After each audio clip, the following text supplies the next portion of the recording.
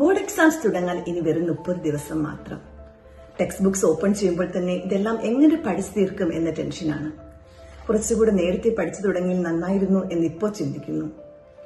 ഇനിയുള്ള 30 ദിവസം ശരിയായ രീതിയിൽ പഠിച്ചാൽ നന്നായി പ്രിപ്പയർ ചെയ്ത് നല്ല മാർക്ക് നേടാൻ സാധിക്കും.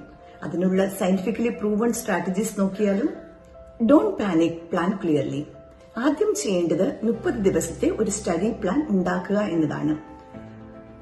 എല്ലാ സബ്ജക്ട്സിനും ഇമ്പോർട്ടൻസ് കൊടുത്തുകൊണ്ട് 25 ദിവസം കൊണ്ട് സിലബസ് കവർ ചെയ്യുന്നത് പോലെ ഒരു പ്ലാൻ ഉണ്ടാക്കുക.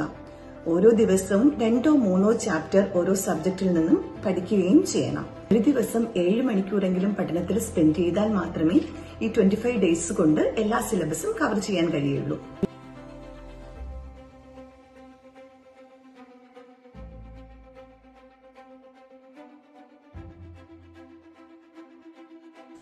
Study 25 minutes like your brain likes.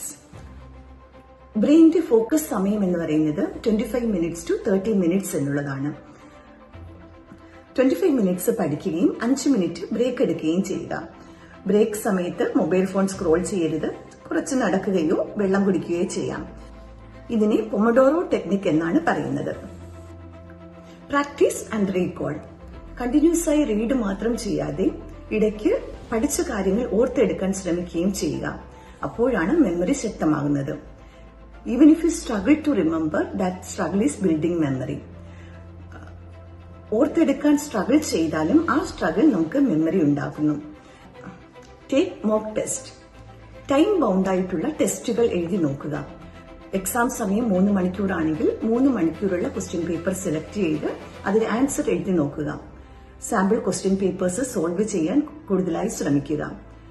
Exam ഹാളിനോട് താരതമ്യമുള്ള ഒരു സ്ഥലത്ത് തന്നെ എക്സാം എഴുതി ശീലിക്കുകയാണെങ്കിൽ നമ്മുടെ ബ്രെയിൻ കൂടുതലായി റീകോൾ ചെയ്യും. ടൈമർ വെച്ച് എഴുതാനായി ശ്രദ്ധിക്കുക. സിറ്റിംഗ് പോസ്റ്റർ ശ്രദ്ധിക്കണം. ഇടയ്ക്ക് ഇന്ററപ്ഷൻസ് ഒന്നും ഉണ്ടാകാതിരിക്കാൻ നോക്കുക. അങ്ങനെ ചെയ്യുമ്പോൾ എക്സാം ഫിയർ മാറുകയും എക്സാം ഹാൾ നമുക്ക് ഫെമിലിയർ ആയി തോന്നുകയും ചെയ്യും. Visualise success everyday. ചെയ്യുന്ന സക്സസിനും റിയൽ സക്സസിനും തമ്മിൽ വളരെ വ്യത്യാസം കാണുകയില്ല. എക്സാം ഹാളിൽ ശാന്തമായി ഇരുന്ന് എക്സാം എഴുതുന്നതും ആൻസേഴ്സ് റീകോൾ ചെയ്യുന്നതും കറക്റ്റ് ടൈമിൽ എക്സാം കംപ്ലീറ്റ് ചെയ്യുന്നതും ഒക്കെ ഒരു 2 മിനിറ്റ് എല്ലാ ദിവസവും ഒന്ന് ഇമാജിൻ ചെയ്ത് നോക്കുക. ബോർഡ് എക്സാംസ് നിങ്ങളെ പരാജയപ്പെടുത്താൻ വന്നതല്ല. നിങ്ങൾ എത്രമാത്രം പ്രിപ്പയർഡ് ആണ് എന്നാണ് എക്സാംസ് ടെസ്റ്റ് ചെയ്യുന്നത്.